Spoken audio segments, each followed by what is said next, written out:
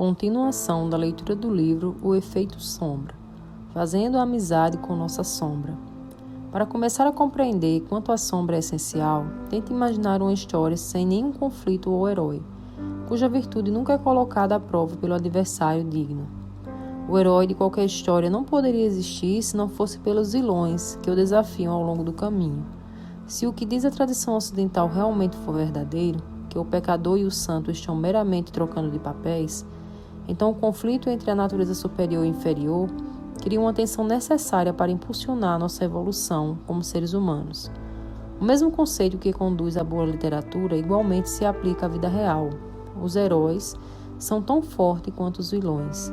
No drama da evolução, a sombra é o personagem de maior interesse. Ela só é perigosa quando a mantemos trancada no porão escuro da repressão. É quando corremos o risco de vê-la explodir em nossa cara, causando o abandono de dietas, a sabotagem de relacionamentos e a morte dos sonhos.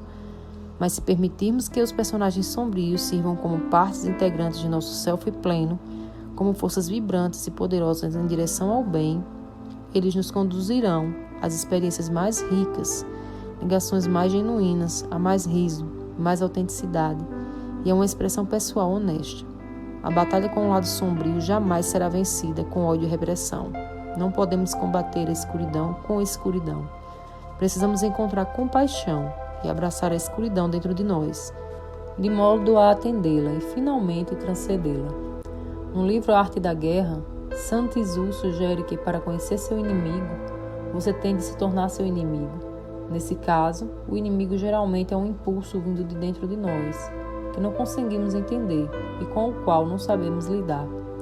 Enquanto estivermos negando, reprimindo ou minimizando a importância desses ímpetos, certos de que os impulsos sombrios jamais nos alcançarão, nem serão expostos, a sabedoria que possuem continuará a nos manter iludidos. Descobrindo ativamente as dádivas e recebendo as contribuições que nossa sombra está tentando dar, redirecionamos seu poder anteriormente destrutivo para uma força que pode beneficiar nossa vida. Mas que isso? Tornamos-nos um exemplo para que os outros encontrem saídas saudáveis para liberar os aspectos que não estão em conformidade com o roteiro da sociedade ou o ideal do ego. Podemos ser santos ou prover a liberdade de expressão pessoal aos pecadores que residem dentro de nós, não incentivando o mau comportamento, mas vendo como esse impulso ou qualidade poderia nos servir ou a sociedade como um todo. Quanto mais aceitação e expressão pessoal encontramos para nossos impulsos sombrios, menos teremos que nos preocupar com ataque surpresa por parte deles. Sei que você pode estar imaginando como uma parte sua que você teme e abomina pode lhe servir. Mas juro que ao passar pelo processo você verá que há dádivas a serem extraídas de toda característica, sentimento e experiência. Reaver as partes que foram relegadas à sombra é o caminho mais confiável para atualizar todo o potencial humano. Depois de nos tornarmos amigos da sombra, ela se torna um mapa divino, quando apropriadamente lido e esquecido, que nos religa à vida que tínhamos a intenção de viver, as pessoas que estavam predestinadas a nos encontrar e as contribuições que deveríamos dar. Abraçar a besta interior é a passagem para a liberdade. É o canal para abrir uma estrada em direção a toda a nossa grandeza. Isso torna a vida interior rica e significativa e a vida exterior mais prazerosa. Permite-nos desfrutar da plenitude em vez de ficarmos constrangidos pelas limitações de um self criado pela ilusão. Por que ilusão? Porque se criamos nossa imagem pública ou persona a partir dessas características que julgamos aceitáveis, deixamos de fora algumas das partes mais importantes, potentes e saborosas de nós mesmos. A máscara da sombra. Revelar as partes que aprendemos a reprimir é a chave para o entendimento de como desfrutamos da liberdade em algumas áreas da vida e nos comportamos como robôs em outras. É o medo que nos convence a usar uma das infinitas máscaras para nos esconder e construir uma personalidade, um figurino, por assim dizer, para ocultar quem realmente somos. Trabalhamos incansavelmente para criar uma fachada, para que ninguém descubra nossos pensamentos sombrios, desejos, impulsos e histórico pessoal. Foi a sombra do passado que nos levou a construir a face, a máscara, que mostramos ao mundo. Seremos alguém que gosta de agradar as pessoas ou buscaremos alívio do mundo ficando isolados, distantes e sozinhos? Trabalharemos incessantemente para sermos vistos como acima da média ou ficaremos contentes deitados diante da TV ou passando horas na internet procurando sites de fofocas? Nossa personalidade não foi criada por acidente. Foi criada de modo a camuflar as partes que julgamos mais indesejáveis e a compensar o que consideramos nossas falhas mais profundas. Esse selfie falso está incumbido de uma única missão: esconder todas as partes indesejadas e inaceitáveis de nós mesmos. Se fomos magoados por pais emocionalmente imprevisíveis, talvez tenhamos que trabalhar muito para transmitir a imagem de uma pessoa calma e equilibrada. Se tivemos dificuldade de aprendizado enquanto crescíamos, talvez criemos uma personalidade eterna, excessivamente amorosa, para que os outros não percebam a deficiência que acreditamos ter. Se nos envergonhamos de ser filho adotivo, talvez nos tornemos trabalhadores altamente motivados, que sempre se vestem impecavelmente e são bem articulados. A imagem que criamos é elaborada pelas partes feridas, confusas ou repletas de dor. Embora isso possa enganar os outros e até nós mesmos por um tempo, acabaremos sendo confrontados pelos ferimentos que essa máscara destinava a esconder. Como uma forma de assegurar que nosso self falho e imperfeito não seja descoberto ou exposto, sabiamente começamos a desenvolver características opostas àquelas que tentamos esconder. Trabalhamos duro para compensar as partes que julgamos inaceitáveis, torcendo para ludibriar os outros e nos livrar dos sentimentos ruins que foram associados a eles. Se nos sentimos permeados pela insegurança, podemos ter desenvolvido uma personalidade arrogante, sabichona, para convencer os outros de que temos uma imensa confiança.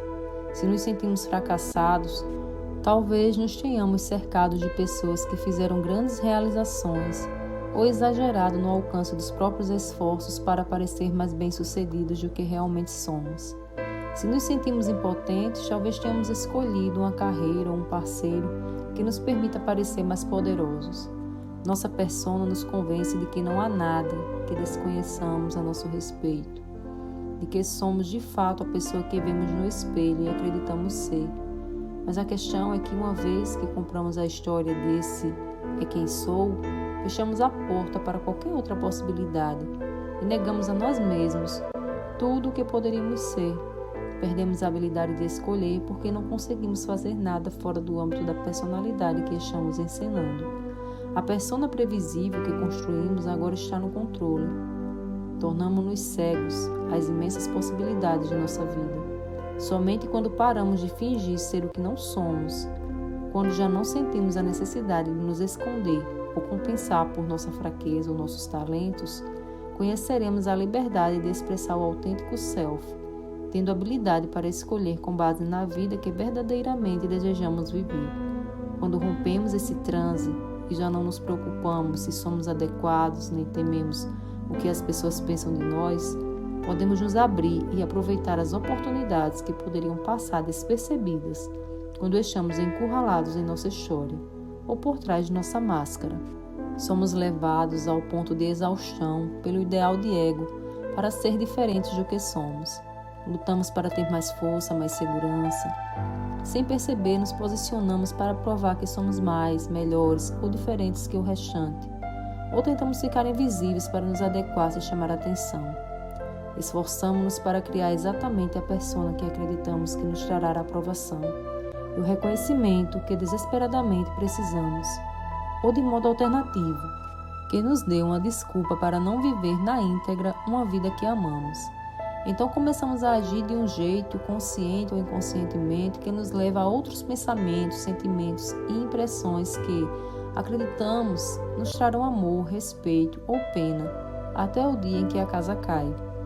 Amanda estava profundamente envergonhada por não ter se formado na faculdade e mortificada porque a maioria dos parentes, pelo lado da família da mãe, andava na contramão e não havia investido em educação.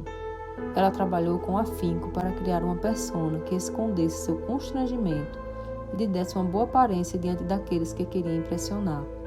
E encontrou um nicho em um campo de especialização em que era considerada inteligente, prestativa e indispensável. Porém, Por mais que lesse e contribuísse em seu trabalho, Amanda terminava quase todos os dias com a sensação de ser menos.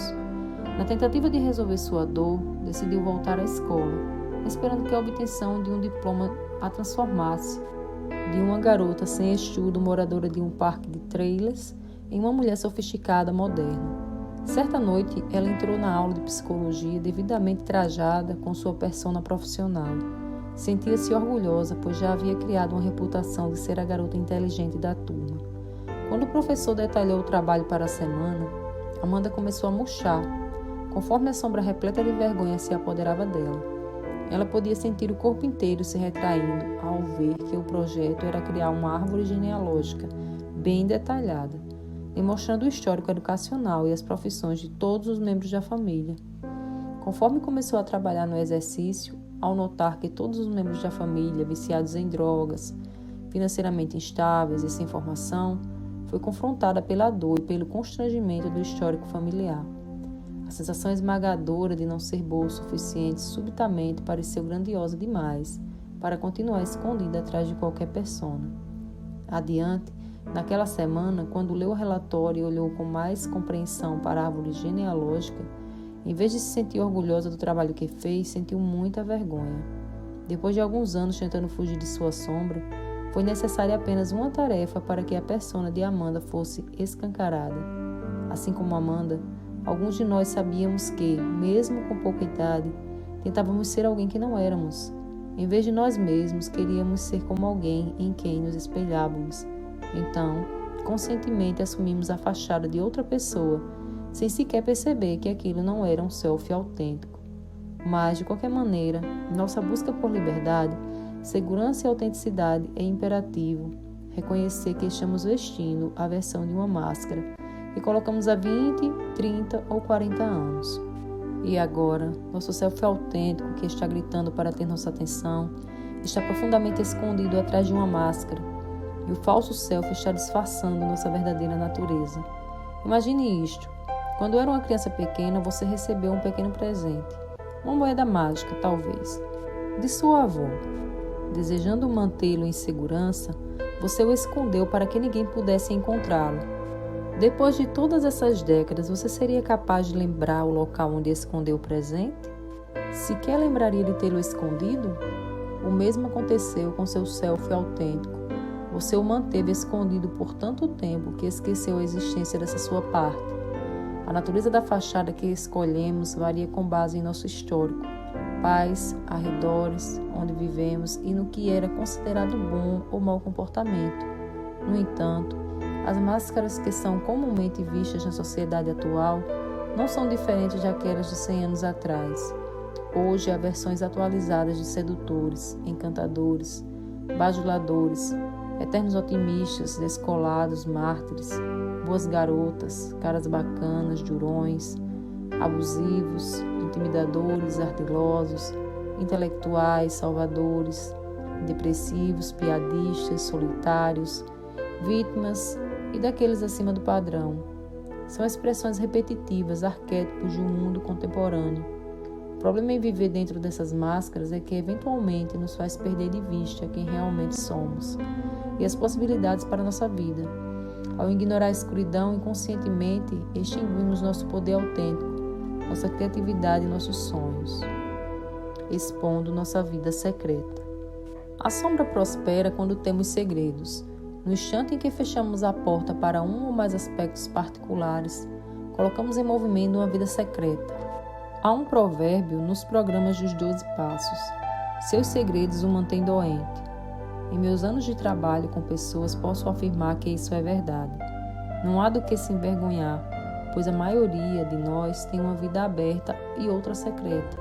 Temos uma persona que mostramos ao mundo e uma vida secreta que mantemos escondida. Construímos uma vida secreta para esconder as partes de que mais nos envergonhamos de assumir. Pode ser uma área da vida que dá vergonha, ou um comportamento que tememos ser inaceitável para quem amamos.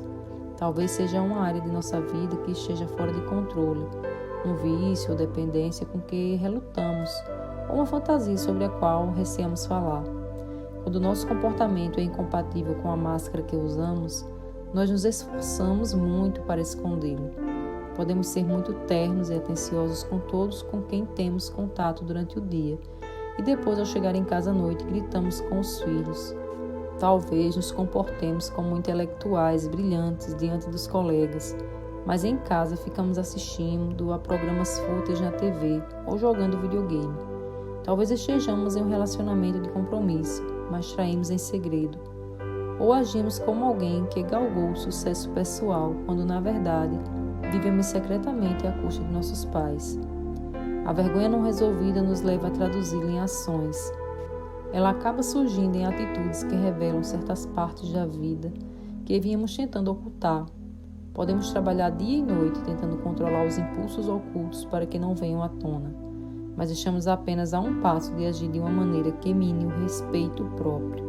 Se estivermos escondendo uma parte de nossa vida na qual agimos sem integridade, isso acabará sendo exposto à medida que assinamos cheques sem fundo ou mentimos na declaração do imposto de renda. Se habitualmente encobrimos sentimentos de solidão, eles podem vir à tona na calada da noite através de uma fome insaciável por açúcar, álcool ou sedativos que preencham o vazio que sentimos. Se a raiva que sentimos décadas atrás não foi enfrentada e liberada, poderá se expressar transformando-nos em pais ranzinzas ou cônjuges briguentos. Talvez o descontentamento por saber que os pais se traíam possa nos tornar atraídos por parceiros não confiáveis e emocionalmente abusivos. Pode ter acontecido de nossa curiosidade sexual normal ter sido sufocada em tenra idade, originando um fascínio insaciável por pornografia ilegal e sexo de risco. No entanto, para nos livrar de compulsões incontroláveis que nos levam a uma vida secreta, precisamos encontrar meios de expressar esses aspectos reprimidos, para que possamos ficar em segurança quanto aos comportamentos que podem sabotar nossa vida. Matthew era chefe de equipe de uma prestigiada universidade de medicina. Era admirado pelos colegas e tinha uma esposa amorosa e 3 filhos saudáveis. Embora aos olhos de todos ele parecesse um pilar da sociedade, Matthew se via entediado com seu intelecto e todas as honras que acompanham o sucesso. Uma noite, depois do plantão médico, ele voltou para casa e foi assistir à TV tarde da noite. Ficou fascinado por uma jovem atriz que estrelava um filme e decidiu pesquisar sobre ela na internet. Uma coisa levou a outra, e enquanto ele visitava um site pornô, clicou em um anúncio de uma boate de striptease. As imagens o deixaram muito excitado. Sua mente começou a divagar e ele pensou em passar na boate no próximo dia de folga. Sentindo uma pontada de empolgação e medo, racionalizou sua decisão, ponderando que, já que a boate era do outro lado da cidade, poderia apenas colocar um boné para evitar ser reconhecido. Em pouco tempo, as visitas à boate tornaram-se habituais para Matthew. Ele se via cada vez mais atraído por uma das mulheres e acabou marcando o encontro. As histórias que contava a esposa se tornavam cada vez mais complicadas, com muitas mentiras. Ele passou a procurar conferências nas partes mais remotas do país, de modo a poder desfrutar de fins de semana de depravação, sem se preocupar em ser flagrado. Como o sexo com a esposa passou a ser menos frequente e excitante, ele foi ficando mais aventureiro e começou a correr mais riscos. Comprava e levava com ele lingerie e roupas sensuais para que as mulheres usassem. Em um fim de semana, Maria, mulher de Matthew, pegou o carro dele para levar as crianças à aula de tênis e, quando abriu o porta-malas para tirar o equipamento, notou uma mala médica que nunca tinha visto. Depois de deixar as crianças na aula, voltou ao estacionamento e por instinto abriu a mala. Ficou chocada ao encontrar lingerie transparente, camisinhas e um estoque de parafernália sexual, tudo guardado dentro da pequena mala. Querendo entender a extensão da infidelidade do marido, começou a vasculhar as faturas de cartão de crédito, o histórico da internet e as contas de celular. Depois de estudar o comportamento dele por várias semanas, ela descobriu a dimensão da vida secreta que Matthew estava levando e que girava em torno de boates de striptease, acompanhantes e inúmeros programas noturnos. Após várias semanas de sofrimento silencioso, Maria decidiu confrontar Matthew com todas as provas que havia descoberto. Sem nada dizer, o comportamento oculto agora era exposto. Matthew estava diante da tarefa de tirar o véu dos anseios não realizados que o levaram a criar esse vazio entre a persona e a vida particular. Conforme o choque das consequências de sua vida secreta veio à tona, ele ficou desgostoso porque sua sombra o iludira e o levara a um comportamento que ele jamais sonhara ser capaz de ter. Como a maioria dos viciados em sexo, Matthew precisava de ajuda. E logo descobriu que não era apenas sexo que procurava, mas também buscava atenção, admiração e empolgação. Se tivesse sido capaz de ver e reconhecer esses desejos secretos, poderia ter procurado o apoio que precisava antes de seu comportamento sair do controle. Em vez disso, a sombra o fez perder o casamento e a dignidade. Ao longo dos anos já ouvi incontáveis pessoas em meus seminários compartilhando histórias parecidas. Sem pensar, elas se tornam alguém que nunca quiseram ser. A conclusão disso tudo é que, se não lidarmos com os aspectos ou impulsos sombrios e os sentimentos reprimidos, eles vão lidar conosco. Como diz meu amigo Dr. Charles Richards, ignorar nossa sombra reprimida é como trancar alguém no porão até que ele faça algo dramático para conseguir nossa atenção. Se nos recusarmos a revelar a sombra por vontade própria, corremos o risco de ficar na linha de fogo do que eu chamo de efeito sombra. Sem qualquer alento à vista para nossas partes reprimidas, elas assumem vida própria. Ao liberar a culpa e a vergonha que carregamos quando parte de nossa vida está oculta na escuridão, podemos abrir as portas do porão e trocar a vida secreta por uma vida autêntica. Quando negamos a nós mesmos uma válvula de escape segura para o lado sombrio, ou nos recusamos a sequer reconhecer sua existência, isso vai se acumulando e se torna uma força capaz de destruir nossa vida, assim como a de todos que estão à nossa volta. Quanto mais tentamos reprimir os aspectos de nossa personalidade que julgamos inaceitáveis, mais eles encontram meios nocivos de se expressar. O efeito sombra ocorre quando a própria escuridão reprimida torna sua presença conhecida, levando-nos a agir de maneira inconsciente e inesperada. Isso acontece quando algo no mundo externo força a escuridão a sair de seu esconderijo e subitamente ficamos cara a cara com os traços, comportamentos e sentimentos do personagem que mantivemos escondido na vida secreta. O efeito sombra não é algo que planejamos. Na verdade, é algo que a maioria de nós investiu tempo e energia para tentar evitar. Mas quando entendemos esse fenômeno, podemos desvendar o mistério da sabotagem pessoal.